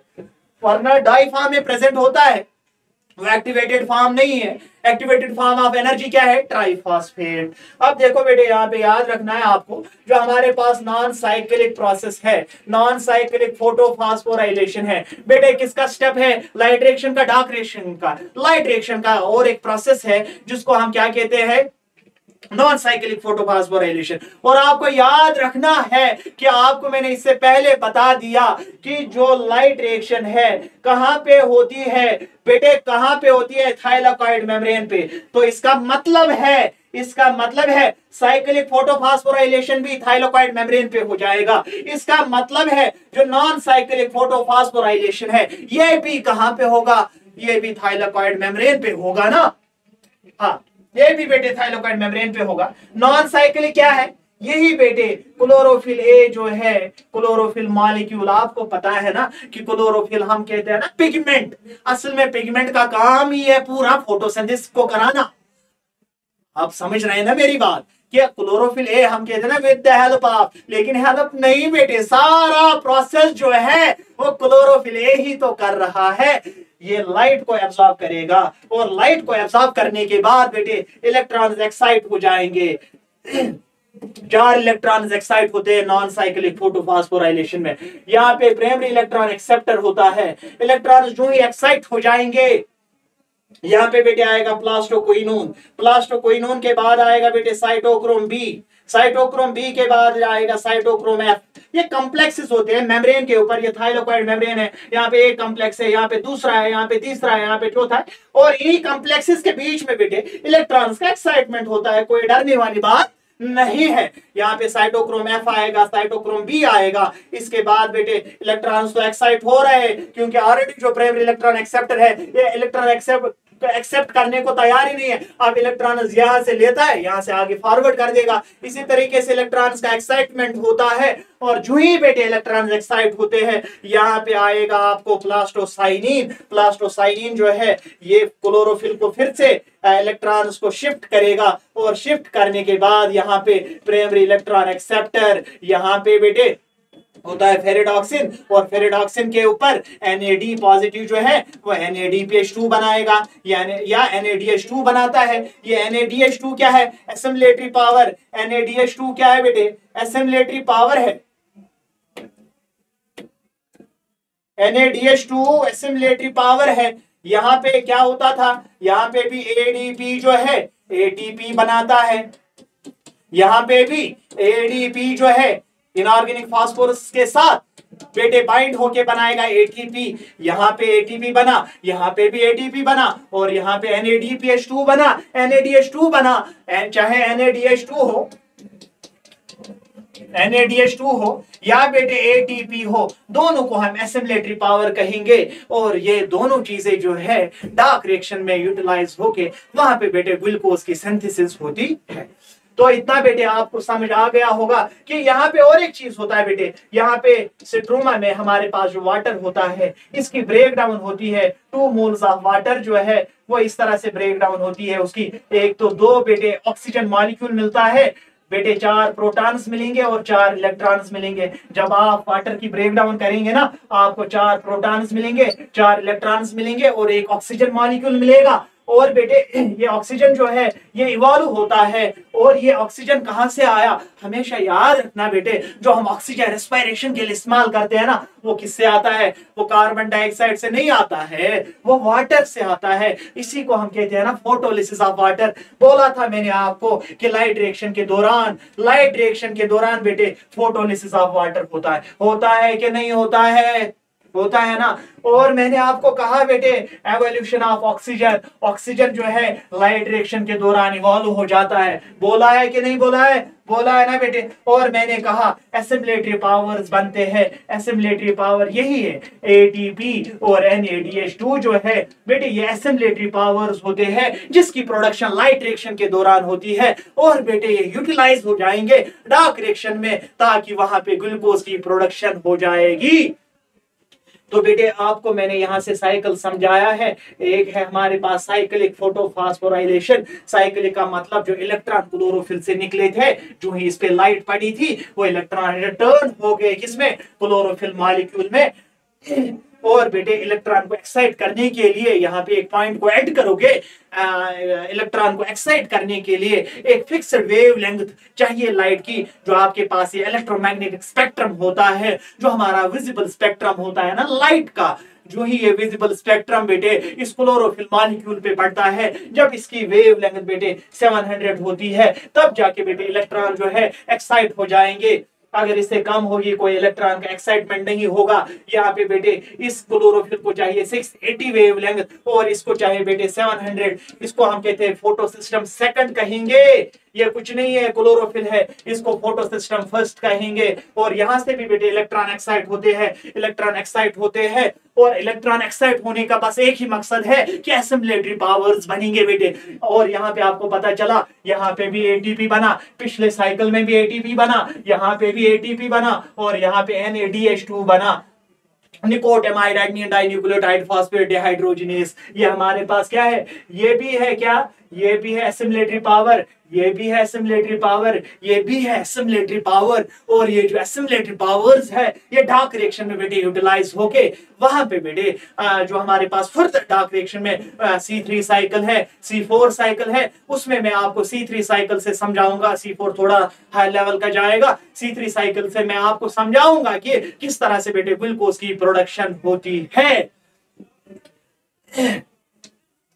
देखो बेटे, जो ही फोटोसिंथेसिस की बात करते हैं तो आपको फोटोसिंथेसिस के लिए साइकिल तो समझ आ गए हैं। लाइट रिएक्शन के दो साइकिल्स है। एक है, मुझे ये चीज बताना था कि जो मैंने लाइट रिएक्शन में आपको पॉइंट्स बताए थे ना, जो मैंने बेटे आपको पॉइंट्स बताए थे, जैसे मैंने आपको बताया एवोल्यूशन ऑफ ऑक्सीजन, वो मैंने यहाँ पे दिखाया प्रैक्टिकली किस तरह से ऑक्सीजन इवॉल्व होता है। मैंने आपको दिखाया कि फोटोलिसिस ऑफ वाटर भी होती है। मैंने आपको ये भी बताया कि थाइलाकोइड मेम्ब्रेन पे होता है। और साथ में मैंने आपको ये बताया कि एसिमिलेटरी पावर्स की प्रोडक्शन होती है, किस साइकिल में होती है बेटे, लाइट रिएक्शन में होती है। और जो हमारे पास डार्क रिएक्शन है, देखो बेटे डार्क रिएक्शन क्या है। डार्क रिएक्शन समझने के लिए बेटे मैं आपको यहाँ पे एक पॉइंट ऐड करना चाहता हूं। देखो प्लांट्स को फोटोसिंथेसिस के लिए, प्लांट्स को बेटे फोटोसिंथेसिस के लिए दो चीजों, दो इनऑर्गेनिक सब्सटेंसेस का होना जरूरी है।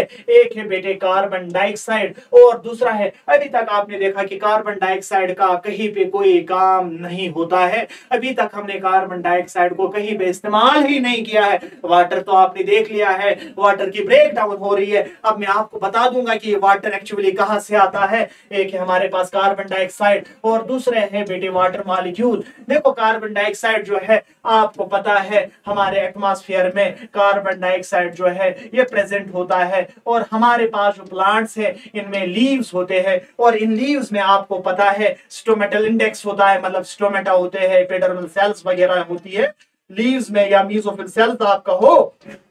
देखो बेटे हमारे पास जो स्टोमेटा होता है, स्टोमेटा क्या काम करेगा। स्टोमेटा जो है बेटे जो ही कार्बन डाइऑक्साइड एंटर, इसके जरिए से कार्बन डाइऑक्साइड एंटर करेगा। देखो कार्बन डाइऑक्साइड एटमॉस्फेयर में है, डिफ्यूजन के जरिए से कार्बन डाइऑक्साइड की एंट्री बेटे लीफ में हो जाएगी। क्योंकि आपको पता है कि कार्बन डाइऑक्साइड को साइकिल में यूज होना है। किस वाले साइकिल में बेटे, C3 साइकिल में कार्बन डाइऑक्साइड को ऐड होना है। अभी बता दूंगा C3 साइकिल क्या होता है, लेकिन फिलहाल याद रखो कि हमारे एटमॉस्फेयर में बेटे कार्बन डाइऑक्साइड प्रेजेंट होता है और इस कार्बन डाइऑक्साइड को बेटे एटमॉस्फेयर में से एंटर होना है प्लांट के अंदर, डिफ्यूजन के जरिए से एंटर हो जाएगा। और ऑलरेडी आपको पता है जो हमारे प्लांट्स है ना, इन प्लांट्स के अंदर एक टिश्यू होता है जिसका नाम है जाइलम। इस जाइलम के जरिए से बेटे वाटर कंडक्शन होती है। क्या होती है बेटे, इस जाइलम के जरिए से वाटर मॉलिक्यूल्स जो है उनको ट्रांसपोर्ट कराया जाता है। बहुत सारी थ्योरीज जो है इस चीज को एक्सप्लेन करती है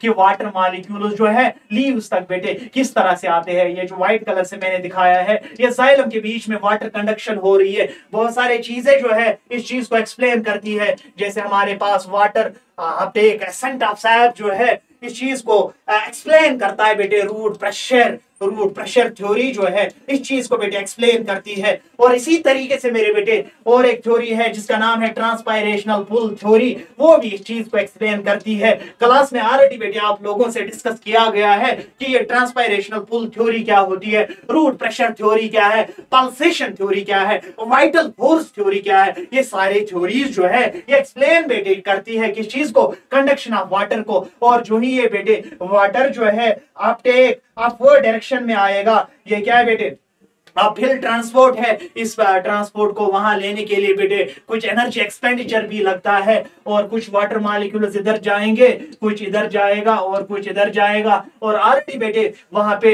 एटमॉस्फेयर में से कार्बन डाइऑक्साइड आ गया है, अंदर वाटर प्रेजेंट है। अब ये दो चीजें जो है किस तरह से आपस में कंबाइन हो जाएंगे और कंबाइन होने के बाद बेटे ग्लूकोज की प्रोडक्शन कैसे हो जाएगी वो मैं आपको बताने वाला हूं। यहाँ पे आपको बेटे मैंने बता दिया है कि जो वाटर की कंडक्शन है वो जाइलम के जरिए से आती है। पहले रूट्स ने वाटर को एब्जॉर्ब किया है, रूट हेयर वगैरह जो है मैच्योरेशन जोन में रूट हेयर जोन होता है, वहां से बेटे वाटर को एब्जॉर्ब किया जाता है रूट प्रेशर से बेटे, या आप सिंपल कहो ऑस्मोसिस के जरिए से वाटर को एब्जॉर्ब किया जाता है, क्योंकि सॉइल में वाटर की कंसंट्रेशन मैक्सिमम होती है, रूट के अंदर मिनिमम होती है, तो डिफ्यूजन हो जाएगा। Movement of water molecule from higher concentration to that of lower concentration, water जो ही बेटे ट्रांसपोर्ट हो जाएगा रूट में। तो बहुत सारे रूट्स होते हैं, रूट जो है एक प्रेशर को डेवलप करेंगे जिसको आप रूट प्रेशर कहेंगे। इसी रूट प्रेशर के जरिए से ये वाटर मॉलिक्यूल्स जो है लीव्स तक आएंगे, क्लोरोप्लास्ट तक आएंगे। क्लोरोप्लास्ट का मतलब क्या है?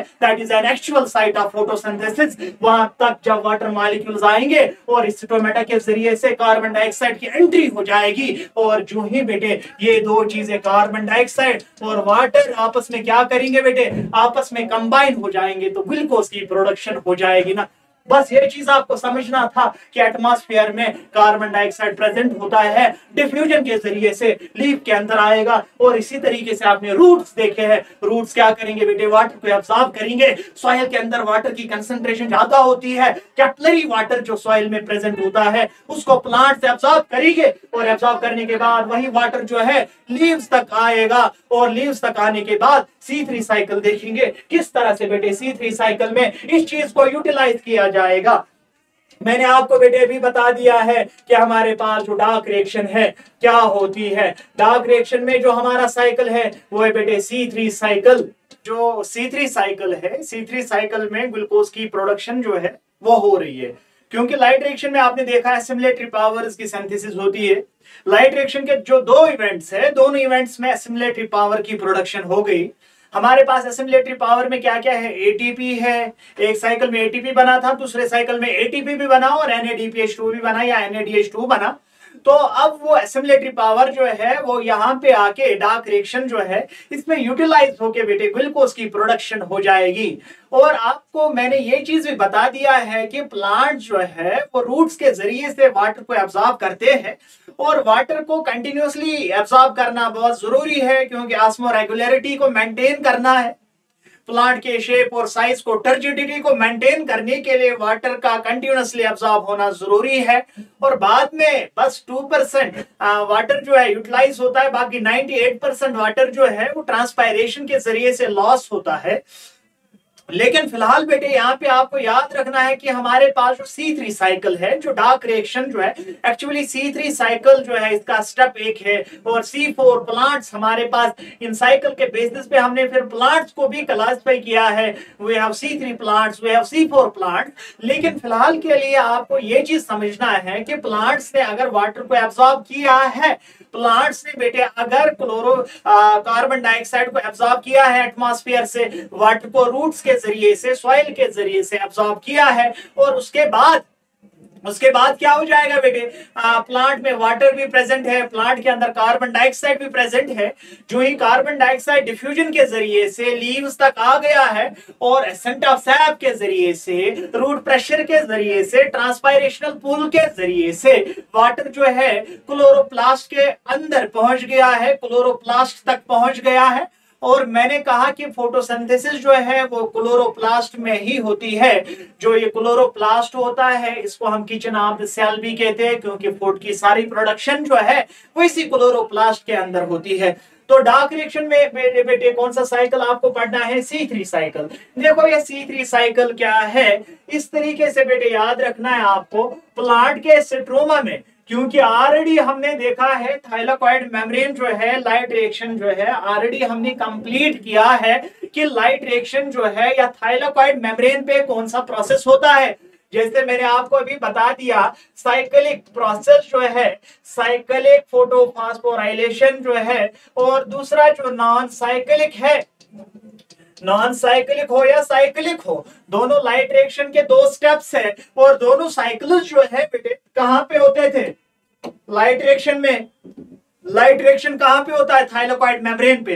तो आपको याद रखना है, अगर हमारे पास एक थाइलाकॉइड है, थाइलाकॉइड मेम्ब्रेन पे साइक्लिक प्रोसेस इस तरह से होता है। यहाँ पे क्लोरोफिल मॉलिक्यूल था, फिर इलेक्ट्रॉन एक्साइट हो गए, यहाँ पे दूसरा मॉलिक्यूल, फिर इस तरह से, फिर इस तरह से बेटे यहाँ पे फिर एटीपी की प्रोडक्शन होती है। यहाँ पे एडीपी था और यहाँ से एटीपी की प्रोडक्शन हो जाती है। फिलहाल के लिए बेटे आपको याद रखना है कि अगर हमारे पास ये प्लास्टिड है। प्लास्टिड आपको पता है इसके बाहर से दो मेम्ब्रेन्स होती है, सेमी ऑटोनॉमस सेल ऑर्गेनल है, क्लोरोप्लास्ट का हो या प्लास्टिड का हो। हमारे पास जो प्लास्टिड है ये आउटर मेम्ब्रेन होता है, आउटर मेम्ब्रेन बेटे, आउटर मेम्ब्रेन, और ये होता है inner membrane. Double membrane bound cell organelle है और इसी मेम्ब्रेन में फोटोसिंथेसिस जो है होती है। इसके अंदर इस तरह के ये सैक लाइक स्ट्रक्चर्स होते हैं, स्टॉक लाइक स्ट्रक्चर्स होते हैं, और इन्हीं स्टॉक लाइक स्ट्रक्चर को आप बेटे ग्राना कहते हैं। और इन्हीं मेम्ब्रेन्स पे बेटे फोटोसिंथेसिस लाइट रिएक्शन होती है, इस मेम्ब्रेन पे लाइट रिएक्शन होती है और इनके बीच में ये चैनल्स जो होती है जिसको हम लेमलेसोम कहते हैं, इसको बेटे लेमलेसोम कहा जाता है। और मैंने आपको कहा है इस प्लास्टिड के बाहर से, प्लास्टिड जो है या जो क्लोरोप्लास्ट है, थाइलाकोइड मेम्ब्रेन के बाहर से, ग्रेना के बाहर से जो फ्लूइड प्रेजेंट होता है, इस फ्लूइड को बेटे सिट्रोमा कहा जाता है। इस फ्लूइड को आप बेटे, इस मैट्रिक्स को आप सिट्रोमा कहोगे। और डार्क रिएक्शन जो है वो भी तो सिट्रोमा में ही होती है। तो अब बेटे जो इस सिट्रोमा है, सिट्रोमा में किस तरह की डार्क रिएक्शन होती है? सिट्रोमा में एक चीज, एक केमिकल जो है, एक बायोकेमिकल जो है प्रेजेंट होता है जिसको आप आरयूबीपी कहते हैं। आरयूबीपी का मतलब है राबिलोसमान गामा बिस्फॉस्फेट। हमारे सिट्रोमा के अंदर एक बायोकेमिकल प्रेजेंट होता है जिसको राबिलोसमान गामा 5 बिस्फॉस्फेट कहते हैं। बेटे मैं आगे आपको साइकिल समझाऊंगा, लेकिन साइकिल समझाने से पहले आपको याद रखना है कि हम सिट्रोमा की बात करते हैं, इससे पहले हम थाइलाकोइड की बात करते थे जब लाइट रिएक्शन की बात हो रही थी, लेकिन अब हमें बेटे सिट्रोमा की बात करनी है। और सिट्रोमा में मैंने कहा एक बायोकेमिकल प्रेजेंट होता है जिसको हम बेटे आरयूबीपी कहते हैं, राबिलोसमान गामा 5 बिस्फॉस्फेट। बेटे जो है राबिलोसमान गामा 5 बिस्फॉस्फेट है, इसके साथ 6 टाइम्स कार्बन डाइऑक्साइड, जो मैंने आपको कहा एक्चुअली लाइट रिएक्शन में जो है जो कार्बन डाइऑक्साइड की वहां पे यूटिलाइजेशन नहीं हुई थी। कार्बन डाइऑक्साइड जो है यहाँ पे बेटे, जो कार्बन डाइऑक्साइड है इस सिट्रोमा के अंदर, इसके साथ यहाँ पे कार्बन डाइऑक्साइड ऐड होता है और पहला स्टेप है बेटे कार्बोक्सिलेशन। जो ही आप किसकी बात करेंगे? C3 साइकिल की। जो ही आप डार्क रिएक्शन की बात करेंगे, पहला स्टेप यहाँ पे बेटे C3 साइकिल में कार्बोक्सिलेशन होता है। कार्बोक्सिलेशन का मतलब जो एटमॉस्फेयर में कार्बन डाइऑक्साइड होता है वो लीव्स के अंदर आ जाएगा। और लीव्स के अंदर किस जगह पे आएगा बेटे? मेसोफिल सेल का हो या क्लोरोप्लास्ट का हो, वहां के सिट्रोमा में बेटे ये कार्बन डाइऑक्साइड जो है आरयूबीपी के साथ बाइंड हो जाएगा। बेटे इसमें 5 कार्बन होते हैं, मतलब एक कार्बन, एक चेन में बेटे जो है 5 कार्बन एटम्स होते हैं, लेकिन ये चेन्स जो है 6 चेन्स होते हैं। यहां से 6 कार्बन डाइऑक्साइड एटम आ गए। मैं आपको बेटे ऐसे समझाऊं, अगर मेरे पास 1 2 3 4 और 5 कार्बन एटम्स थे, मेरे पास कितनी चेन्स है? 6 चेन्स ऐसी ही है, लेकिन अब कार्बन डाइऑक्साइड आएगा, हर एक चेन के साथ ऐड होता जाएगा। मेरे बेटे मेरे पास टोटल जो है कितनी चेन्स है? अब 6 चेन्स जो है, अभी तक 5-5 कार्बन थे, लेकिन एक एक कार्बन हर एक चेन में ऐड हो जाएगा, तो मेरे पास 6 चेन्स बनेंगे कंटेनिंग 6 कार्बन एटम्स। 6 कितना हो गया बेटे? 6 6 आर 36। मेरे पास अब टोटल 36 कार्बन एटम्स है। तो मैं इन्हीं 36 कार्बन एटम्स को डिवाइड करूंगा, स्प्लिट करूंगा 3-3 कार्बन एटम की चेन्स में, तो मेरे बेटे बनेगा यहाँ पे 12 PGA फास्फोग्लाइसरिक एसिड बनेगा बेटे। फास्फोग्लाइसरिक एसिड का मतलब क्या है? हर एक चेन में 3-3 कार्बन एटम्स है, 3-3 बेटे कार्बन एटम्स है। अभी तक पहले 5 थे, फिर 6 हो गए। अब मैंने इनको स्प्लिट किया, एक चेन को बेटे 2 हिस्सों में डिवाइड किया है। जब मेरे पास 6 चेन्स थी, जब मैंने एक चेन को 2 हिस्सों में डिवाइड किया, तो मेरे पास यहां से कितने चेन्स बनेंगे? 1 2 3 4 5 6 चेन्स। यहां से भी बनेंगे ना 6 चेन्स। टोटल में कितनी चेन्स होगी? 12 चेन्स। 12 चेन्स किसकी बनी बेटे? 12 PGA फास्फोग्लाइसरिक एसिड की मेरे पास 12 चेन्स बन गई है ना बेटे। और यहाँ पे क्या हो जाएगा? रिडक्शन हो जाएगा। रिडक्शन कहने का मतलब यह है कि 12 PGA को G3P 12 G3P में कन्वर्ट करने के लिए मेरे बेटे 12 PgA को 12 G3P, मतलब इसकी भी 3 ही कार्बन एटम की चेन्स है, यहाँ पे भी 3 कार्बन एटम्स की चेन्स है। इसको कन्वर्ट करने के लिए यहाँ पे एनर्जी एक्सपेंडिचर होता है, और एनर्जी जहां पे यूज हो जाएगी उस वाले स्टेप को यहाँ पे रिडक्शन कहा जाता है। बेटे दूसरा स्टेप क्या है C3 साइकिल का? रिडक्शन। बेटे रिडक्शन का मतलब क्या है? 12 कार्बन एटम 12 PgA को 12 G3P में कन्वर्ट होने के लिए 12 NADH2 जो है वो यूटिलाइज हो जाएगा और 12 NAD बनेगा, और इसी तरीके से 12 ATP भी बेटे यूटिलाइज हो जाएंगे और 12 ADP बनेंगे, प्लस इनऑर्गेनिक फास्फोरस निकलेगा। अब आप कहेंगे सर ये 12 कहां से आए? NADH तो आपको नॉन साइक्लिक में मैंने बता दिया कि वहां पे NADH भी बनता है और ATP भी बनता है यहाँ पे, लेकिन मैंने बेटे लिया है ना 6 कार्बन एटम। अगर आप वहां पे भी एक साइकिल को 6 बारी रिपीट करोगे, साइकिलिक में बना था 1 ATP, 6 साइकिल में बनेंगे 6 ATP, नॉन साइकिलिक में भी 6 बारी करो, एक साइकिल में बने थे 2 ATP, तो टोटल कितने एटीपी बनेंगे नॉन साइकिलिक में? एक साइकिल में जब 2 एटीपी बने, 6 बारी साइकिल को रिवाइज कराओ, क्योंकि हम यहाँ पे 6 एटम्स ऑफ RUBP लेते हैं, तो 12 और 6 कितने हुए? 18 एटीपी बनेगा, और वहां पे एक NADH बना। जब आप 6 बारी उस साइकिल को रिपीट करोगे तो 6 NADH2 भी बनेगा। तो आप देखो बेटे, जब आप उसको, हाँ वहां पे 2 बने थे, एक साइकिल में 2 NADH2 बने थे, जब आप 6 बारी रिपीट करोगे तो 6 into 2 हो गया ना 12 NADH2, वो 12 NADH2 जो है यहाँ पे यूटिलाइज होते हैं। इसलिए मैंने बोला था लाइट रिएक्शन में बेटे एसिमिलेटरी पावर बनते हैं, और वो एसिमिलेटरी पावर डार्क रिएक्शन में बेटे यूटिलाइज हो जाते हैं। फिलहाल 12 NADPH2 NADH2 यूटिलाइज हो गए, 12 ATP भी यूटिलाइज हो गया बेटे, 12 ATP मॉलिक्यूल्स भी यूटिलाइज हो गए, लेकिन टोटल ATP कितने हमारे पास? ये 6 और ये 12 हो गया ना 18 ATP। अभी कितने ATP पेंडिंग है बेटे? 6 ATP कहीं बचे हुए हैं।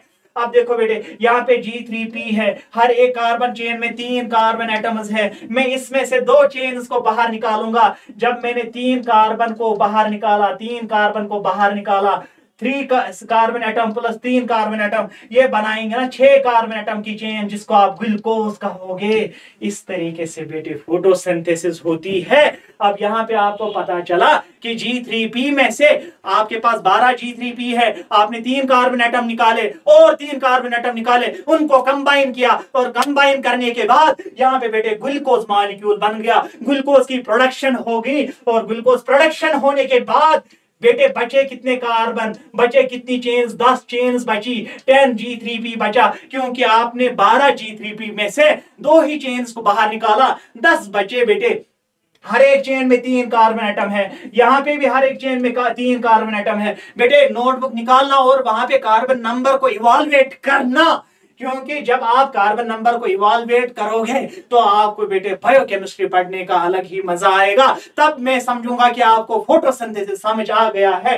लेकिन ये देख लेना कि यहाँ पे 5 कार्बन एटम है, फिर एक एक ऐड हो गया, 5 चेन्स 6 चेन्स थे, जब हर एक में ऐड एक कार्बन ऐड हो जाएगा, बनेंगे 6 कार्बन एटम। फिर उन्हीं 6 चेन्स को 12 में सेपरेट किया, 12 को हमने रिड्यूस किया, मतलब G3P जो है उस PgA जो है उसको G3, ये है PgA का मतलब होता है फास्फोग्लाइसरिक एसिड, फास्फोग्लाइसरिक एसिड को हमने कन्वर्ट कर दिया किसमें बेटे? G3P में। G3P का मतलब है ग्लाइसरिक एसिड या ग्लिसरैल्डिहाइड बेटे, ग्लिसरैल्डिहाइड 3 फॉस्फेट, ग्लिसरैल्डिहाइड 3 फॉस्फेट में हमने इसको रिड्यूस कर दिया है। इसमें से हमने 2 को निकाला और उन्हीं 2 ने ग्लूकोज मॉलिक्यूल बना दिया। अब आपके पास 10 G3P बचे हुए हैं मेरे बेटे, ये फिर से RUBP में कन्वर्ट हो जाएगा, RUBP में कन्वर्ट हो जाएगा। आपके पास टोटल 3 कार्बन एटम एक चेन में है, जरा मुझे बता दो टोटल 10 है। हम क्या करेंगे, 10 into 3 हो गया, 30 कार्बन एटम आपके पास है।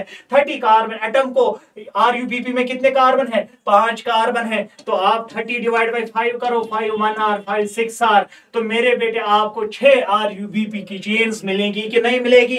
हर एक चेन में कितने कार्बन एटम होंगे?